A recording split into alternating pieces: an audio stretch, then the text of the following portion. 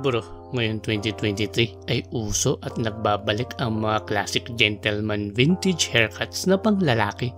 Check mo isa-isa ang top 10 classic vintage hairstyles ngayong 2023. Magsimula na tayo sa una, ang brush up layered. Ito ay isang classic messy haircut na naka-brush up o tinataas yung bangs mo at ini-style na magulo o parang bagong gising ka lang. Yung magkabilang gilid mo naman ay dapat maikli o naka-fade. Bagay ito sa mga makakapal, wavy o natural na straight ang buhok. Ito ay nagbibigay ng aura ng isang bad boy look na kapansin-pansin sa mga kababaihan. Pangalawa, slick back undercut.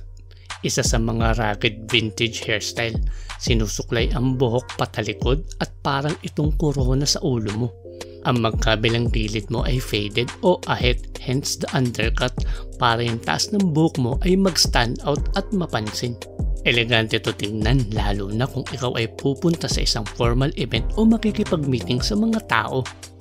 Pangatlo, side part. At timeless classic vintage hairstyle na hindi mawawala sa uso.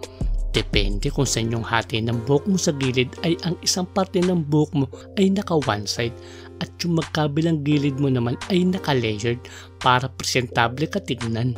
Pang-apat, classic wavy style. Ang haircut na ito ay bagay sa mga wavy ang buhok o medyo curly at parang pa-letter S shape kung minsan ang buhok at dapat may clay o faded ang magkabilang gilid.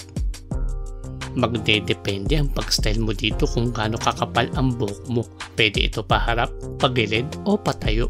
Depende kung ano gusto mo at dapat gumamit ka ng pomade, wax o pampakintab ng buhok para ito ay presentable tignan. Panglima, classic pompadour. Isa sa mga most elegant, stylish vintage haircut since 1920s.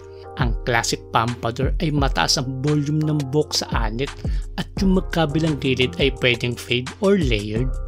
Dito ay gagamit ka ng hair blower pang style at wax o pomade para umangat at magkaroon ng volume yung taas ng buhok mo. Pang-anim, comb over. Ang hairstyle na ito ay bagay para sa mga wavy at textured ang buhok. Ang taas ay naka-flat at umaangat lang to dahil sa wavy ang pagtubo ng buhok mo. May clean naman ang magkabilang gilid para mabigyan ng emphasis yung taas ng buhok. Pang-pito, vintage undercut. Ang emphasis ng hairstyle nito ay ang magkabilang gilid mo ay sobrang maikli, shave o naka-fade. At yung taas ng buhok mo ay pwede kang mamili kung gaano kahaba o ano style na napili mo. Basta bagay siya sa magkabilang gilid ng buhok mo. Pang-walo, Ivy League haircut. Ang haircut na ito ay nagsimula sa mga prestigyosong mga eskwelahan sa USA tulad ng Harvard at Stanford. Para itong side part pero mas mahaba lang ito at naka-layered at pinagbabagayan ng mga ganitong hairstyle ay yung malaki ang panga o may chiseled na jawline. Pang-siyam, low comb. Another classic vintage hairstyle. Ang low comb ay maikli lang yung bangs mo pero ito ay binabrush patalikod at yung gilid ay naka-layered. Pang-sampu, high comb. Ang high comb ay parang side part at pompadour style pero yung gilid ng buhok mo ay mas maikli or faded para mabigyan ng emphasis yung pagka-high comb at volume ng buhok mo sa taas. Kung mapapansin mo, ang mga usong gupit ngayong 2023 ay more on tight yung gilid, naka-layered, naka-brush up o comb over yung buhok para magmukha kang isang classic gentleman.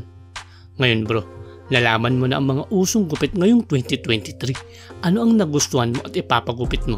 I-comment mo na lang sa baba. Salamat sa panonood at welcome sa Brother Side Out.